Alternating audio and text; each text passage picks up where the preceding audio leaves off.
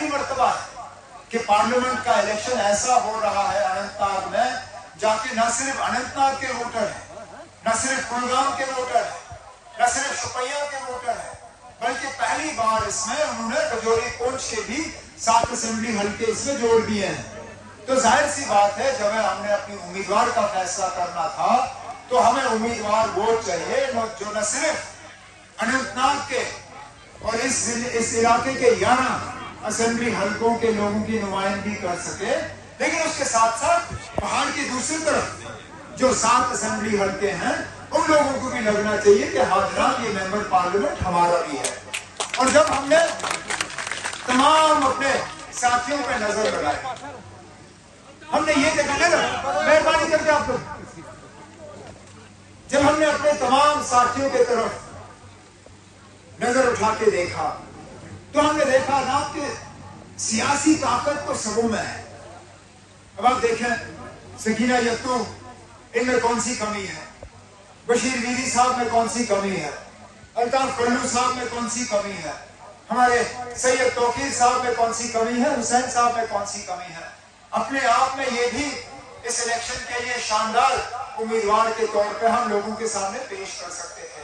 लेकिन जहां पे इन लोगों की सियासी ताकत है, वहां पे इनके बरक्स में अगर आप मियां अल्ताफ साहब को देखें तो एक तरफ से तो मियां साहब में सियासी ताकत तो है ही है, लेकिन हम एक ऐसा जंग लड़ रहे हैं, हम एक ऐसे मुश्किल दौर से गुजर रहे हैं, हम ऐसे हालात से आज मुकाबला कर रहे हैं जहां सिर्फ इन ताकतों का मुकाबला हम सियासी ताकत से नहीं कर सकते।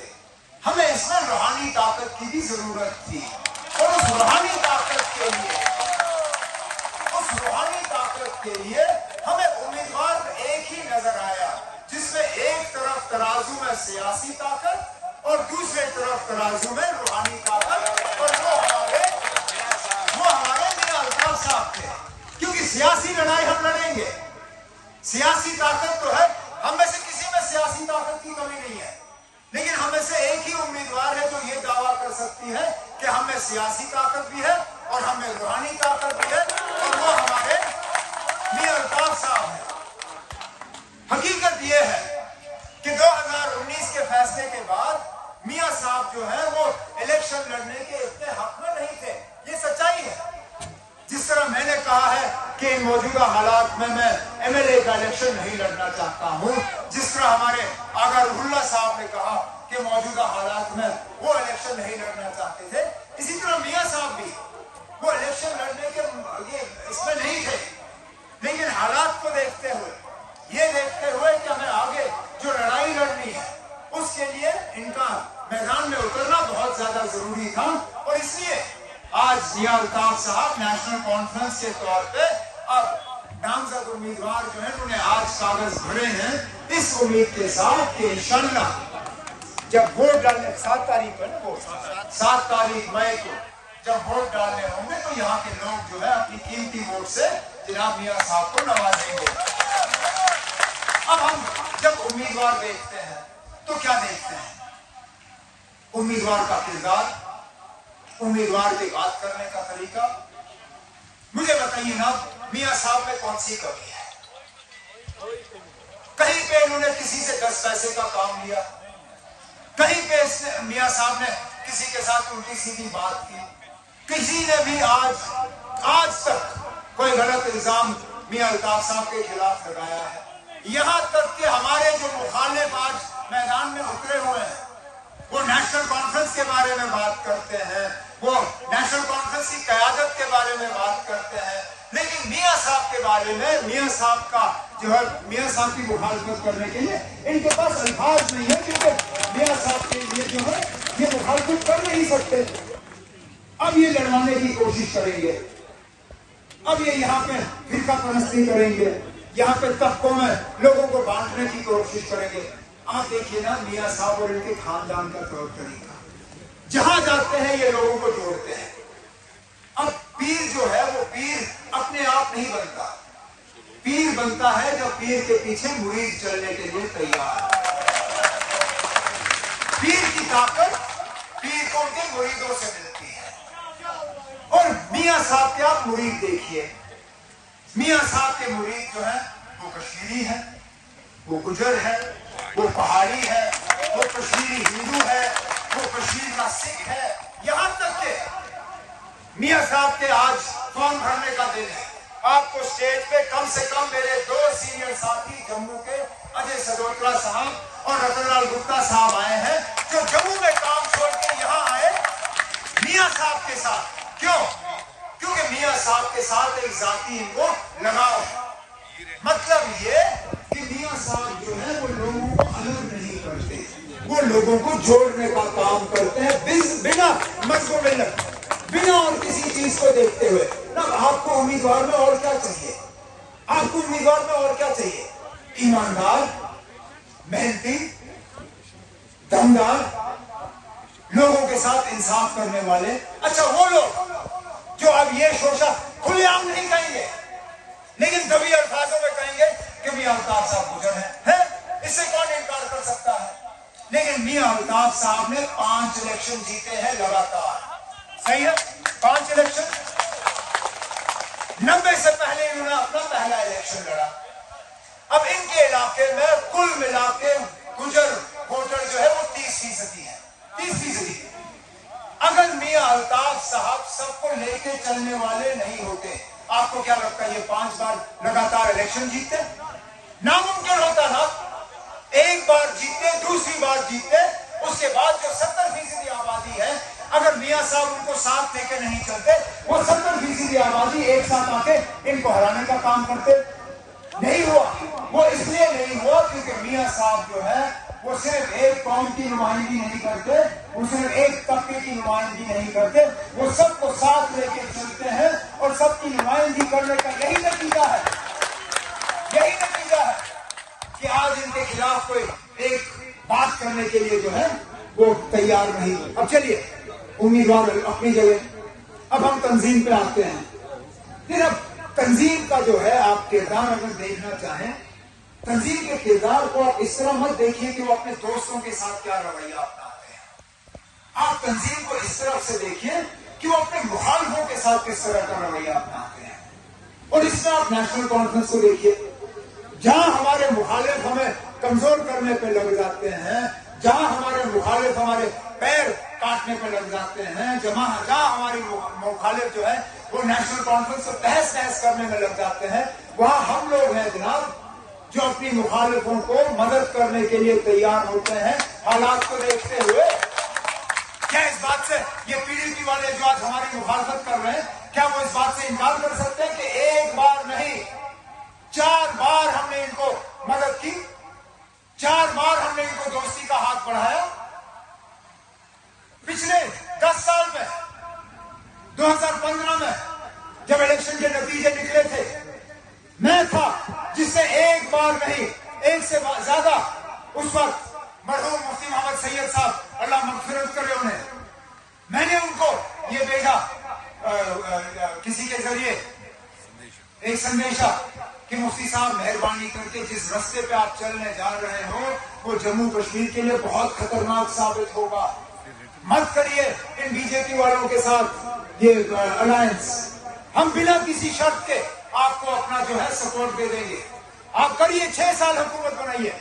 ہمیں آپ کا راجیہ سبھا نہیں چاہیے، ہمیں آپ کی منسٹری نہیں چاہیے، ہمیں آپ کا MLC نہیں چاہیے، ہمیں آپ کی چیئرمنی نہیں چاہیے، ہمیں آپ کے سیکرٹ فنڈ میں سے ایک ڈبل پیسہ نہیں چاہیے. لیکن ان بی جے پی والوں کے ساتھ ہاتھ مت ملاؤ. نہیں مانا انہوں نے. جب مفتی صاحب گزر گئے 2016 میں اور جب حکومت بنانے پہ وہ بات چل رہی تھی، اس وقت محبوبہ مفتی جی وہ تھوڑا دیر لگا رہی تھی، اس وقت ان کی حکومت کو تھوڑا خطرہ تھا. اس وقت بھی ہم نے کہا کہ اب ہم حکومت نہیں بنائیں گے، نہ ہم پی ڈی پی کو توڑیں گے، ہمارا کوئی ارادہ نہیں ہے. میں نے اس وقت بھی محبوبہ مفتی صاحبہ سے کہا، میں نے کہا آپ دوبارہ یہ غلطی مت کریے، بی جے پی کے ساتھ آپ نے ایک رشتہ بنایا، دوسرا مت بنائے، اس کا خمیازہ ہمیں بہت زیادہ بھگتنا ہوگا. نہیں مانی. حالات 2016 کے آپ کے سامنے. اس وقت دودھ کی بات ہوئی، ٹافی کی بات ہوئی، بہت ساری اور باتیں ہوئی، لیکن لوگوں کا جو ہے لوگوں کی ہمدردی کی بات نہیں ہوئی. چلیے چھوڑیے اس چیز کو. جاتے ہیں ہم 2018 پہ. ایک بار پھر 2018 میں जब PDP ने अल्ताफ बुखारी साहब को सामने लाया, उस वक्त भी नेशनल कॉन्फ्रेंस ने चिट्ठी के जरिए गवर्नर साहब को कहा कि हम PDP के चीफ मिनिस्टर को बनाने के हक में हैं, ताकि बीजेपी की साजिशों को जो है हम नाकामयाब करें।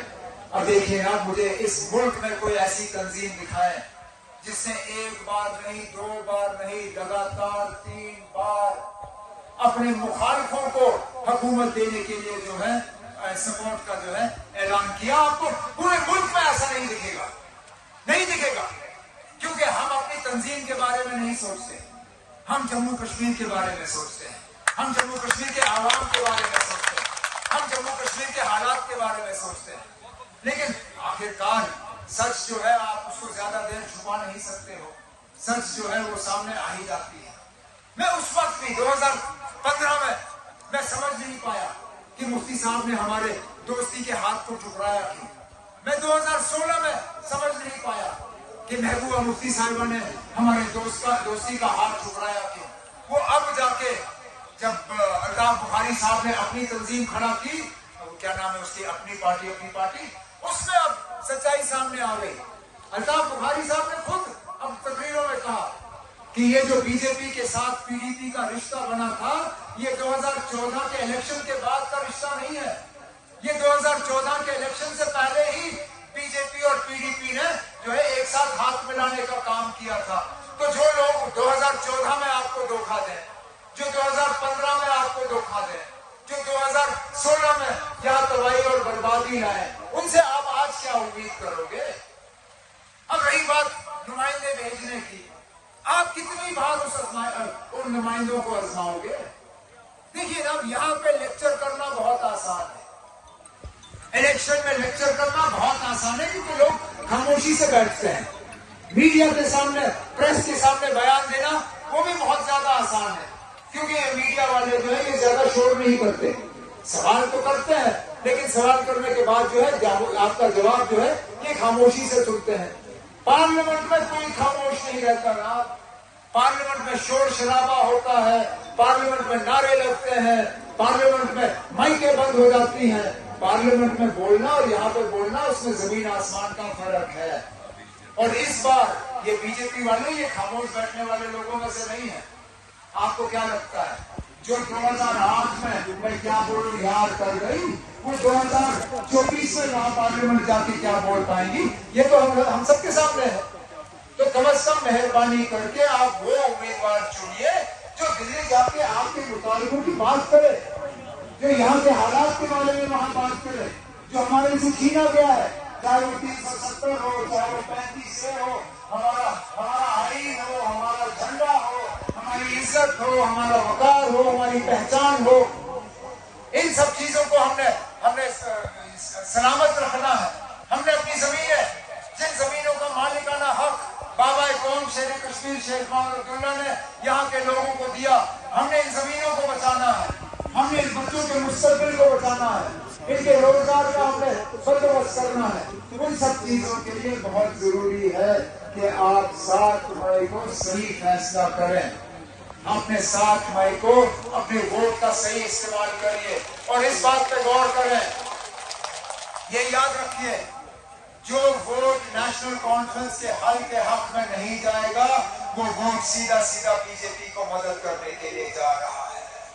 और बीजेपी का हमने बहुत यहाँ पे हमने तबाही और बर्बादी देखी, तभी तो बीजेपी वाले अपना उम्मीदवार नहीं उतार रहे हैं, क्योंकि वो जानते हैं उन्होंने यहाँ के लोगों के साथ कितना जुल्म किया है। वो छुपे हुए हैं बाकियों के पीछे, लेकिन बीजेपी की साजिशें जो है वो लगातार यहाँ पे रचाई जा रही है। इन साजिशों का हमें मुकाबला करना होगा।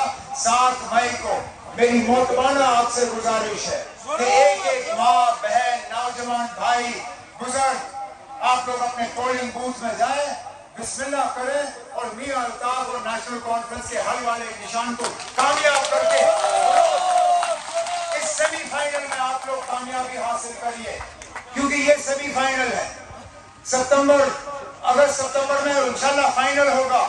फाइनल में आपको अपना एमएलए बनाना है, एमएलए बनाने के बाद आपको मिनिस्टर बनाना है। उस दौरान जो है हाशिम साहब और हमारे पीर हुसैन साहब, उनका अलग प्रोग्राम होगा। उस وقت مجھے جو حسین صاحب کے بارے میں بات کرنی ہوگی، مجھے جو ہاشم کے بارے میں بات کرنی ہوگی، وہ میں اس وقت کروں گا۔ آج میں صرف اور صرف اپنے میاں صاحب کے بارے میں اور نیشنل کانفرنس کے بارے میں بات کرنے آیا ہوں۔ اب اس امید کے ساتھ کہ 7 مئی کو ایک قیمتی ووٹ آپ کا جناب میاں صاحب کے حق میں ہوگا۔ میں ان باتوں پہ آپ سبوں سے اجازت چاہتا ہوں۔ اللہ تعالیٰ آپ کو اپنی حفاظت میں رکھے، آپ کے گھروں کو آباد رکھے۔ بہت بہت شکریہ۔